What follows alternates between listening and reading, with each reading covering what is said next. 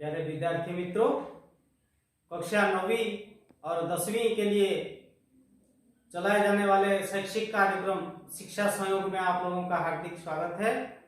मैं हिंदी शिक्षक श्रीमान प्रभात कुमार जेना, जिला शिक्षा कार्यालय बारीपदा की ओर से आप लोगों का स्वागत करता हूं।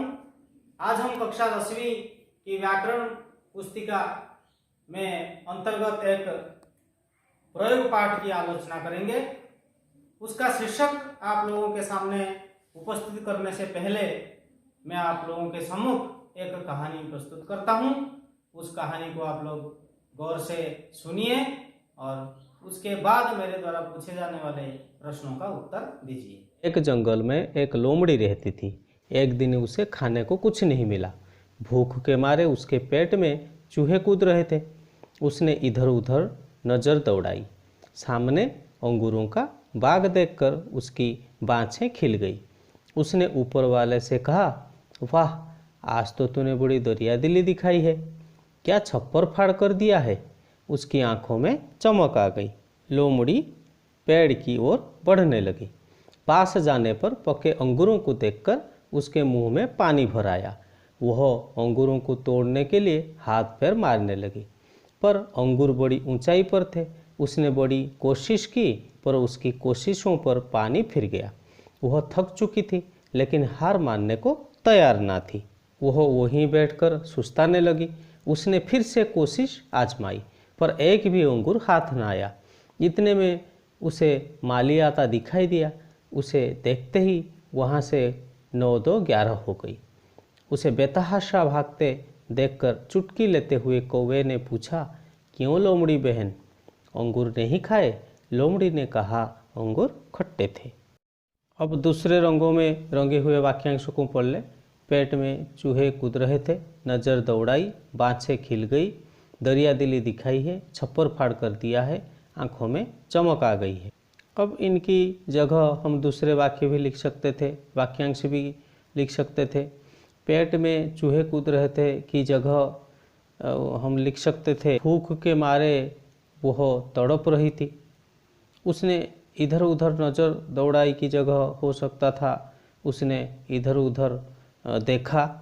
पर वाक्य में सौंदर्य लाने के लिए हमने इन वाक्यांशों का प्रयोग किया।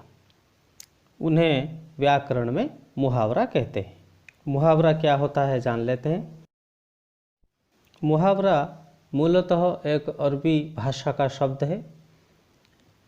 मुहावरा ऐसा वाक्यांश होता है जो अपने साधारण अर्थ को छोड़कर कोई विशेष अर्थ को व्यक्त करता है। जैसे एक उदाहरण देख लें, अंधे की लकड़ी अर्थात एकमात्र सहारा। उसे प्रयोग करके हम एक वाक्य बनाएंगे। रमेश ही बुढ़ापे में मुझ अंधे की लकड़ी है।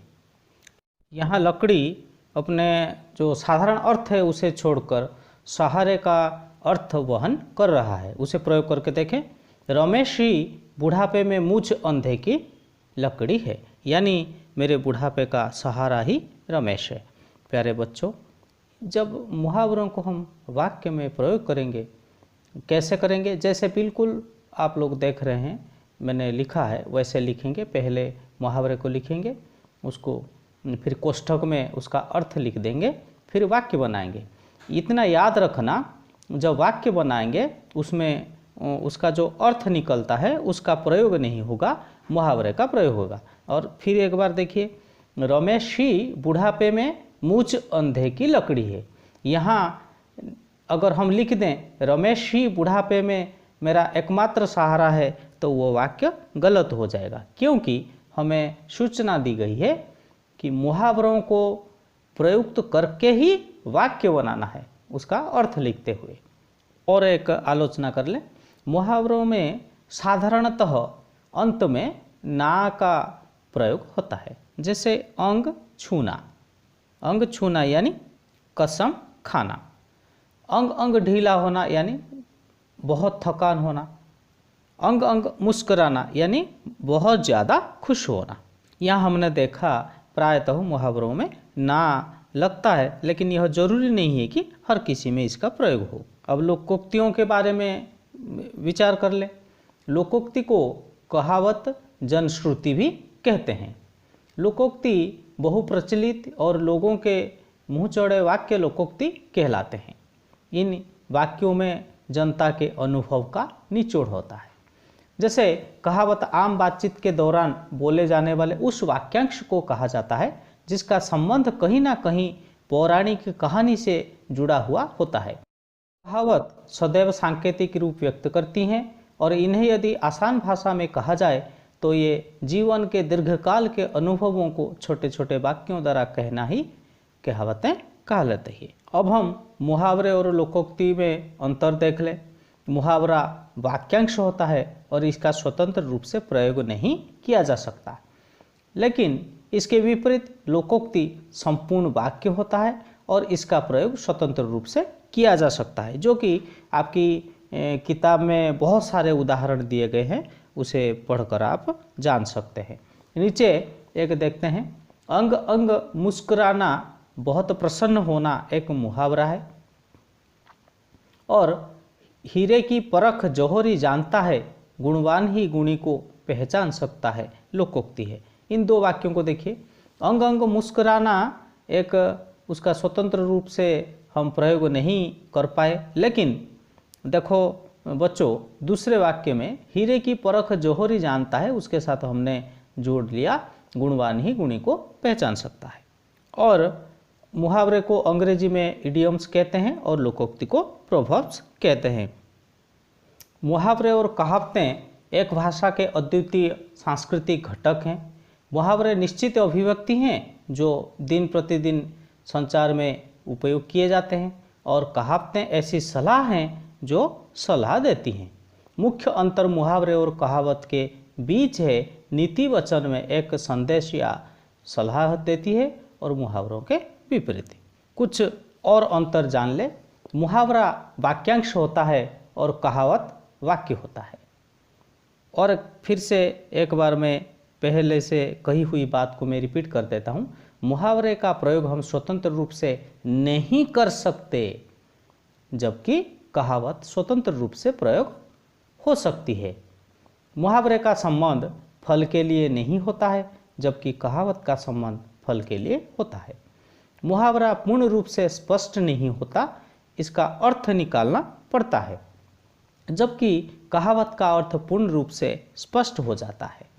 मुहावरा चमत्कार कर भाषा सौंदर्य का मंडन करता है, यानी उसे एक अलंकारिक तत्व हम कह सकते हैं, जबकि कहावत कथन के खंडन, मंडन अथवा विरोध को रेखांकित करता है। देखिए, दो उदाहरण हम लेते हैं, एक मुहावरे का, एक कहावतों का। दुम दबाकर भागना मुहावरा है, उसका अर्थ हुआ डर कर भाग जाना। पुलिस को देखते ही चोर दुम दबाकर भाग गया। यहाँ देखिए बच्चों, जो दुम दबाकर भागना उसे स्वतंत्र रूप में हम प्रयोग नहीं कर पाए। और अभी देखते हैं एक कहावत, अपनी गली में कुत्ता भी शेर, यानी अपने क्षेत्र में निर्बल भी शक्ति प्रदर्शन करता है। मानिए अगर आप दोनों मित्रों में कुछ कहासुनी हो गई और उसने ऐसे आपको धमकी दे दी, चल हमारे गांव की तरफ चल, मैं तुझे देखता हूं, तो आप लोग तुरंत क्या कह देते हैं, तू भी हमारे गांव की तरफ आ, मैं भी तुझे देख लूँगा। यानी तभी और तुरंत ही आप कह लेते हैं अपनी गली में कुत्ता भी शेर होता है। यहाँ देखिए, जो कहावत है अपनी बात को पुष्टि करने के लिए आपने कहावत का उदाहरण दिया, तो आगे सार निकलता है। मुहावरा किसी बात को अलग प्रकार से कहने का तरीका है, जबकि कहावत विचारों का निचोड़ और अनुभव का मूल होता है। और मुहावरों में काल, वचन, पुरुष के अनुसार हम बदलाव ला सकते हैं, लेकिन कहावत में कोई भी परिवर्तन वर्जित है, क्योंकि यह जो कहावतें हैं ये सदियों से परंपरात्मक रूप से प्रवचन के रूप में हमारे बीच में प्रचलित हो रही हैं। अब हम चित्र देखकर मुहावरे और लोकोक्तियाँ बनाएंगे। पहले चित्र में घर, मुर्गा और दाल है, इनको जोड़ लेते हैं। घर की मुर्गी दाल बराबर।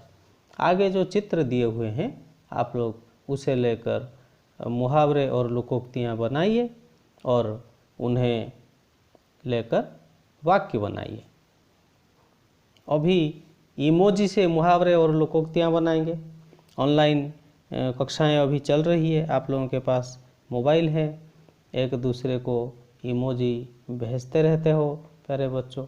अपने मित्र से अगर कोई हंसी मजाक की बात सुन ली, उसे हंसने वाले मुखौटे भेज देते हो। अगर कोई चिढ़ की बात उसने कर दी तो उसे चिढ़ने वाले मुखौटे भेज देते हो, तो उसे जैसे कि इमोजी कहते हैं। तो हम अभी उन इमोजियों का व्यवहार करके मुहावरे और लोकोक्तियाँ बनाएंगे। जैसे एक मैंने लिख दिया है, चांद सितारे और इसकी टोपी उसके सर। ऐसे आप लोग इमोजी देखकर मुहावरे और कहावतें बनाइए तथा उन्हें वाक्यों में प्रयोग कीजिए। यह आपका गृह कार्य रहा। आपकी जो किताब है उसमें बहुत सारे उदाहरण दिए हुए हैं, उन्हें याद रखना और उन्हें लेकर वाक्य प्रस्तुत करना। उन्हें वाक्यों में प्रयोग करते समय हमें देखना है, पहले पहचानना पड़ेगा वो मुहावरा है या लोकोक्ति। आज कक्षा में हमने जो मुहावरे और लोकोक्तियों में अंतर की आलोचना की, उन्हें याद रखना, उन्हें ध्यान में रखते हुए अगर हम मुहावरे और लोकोक्तियों को लेकर वाक्य का निर्माण करेंगे तो आगे होने वाली त्रुटियों से हम बच जाएंगे। प्यारे मित्रों, आज के लिए इतना ही। धन्यवाद।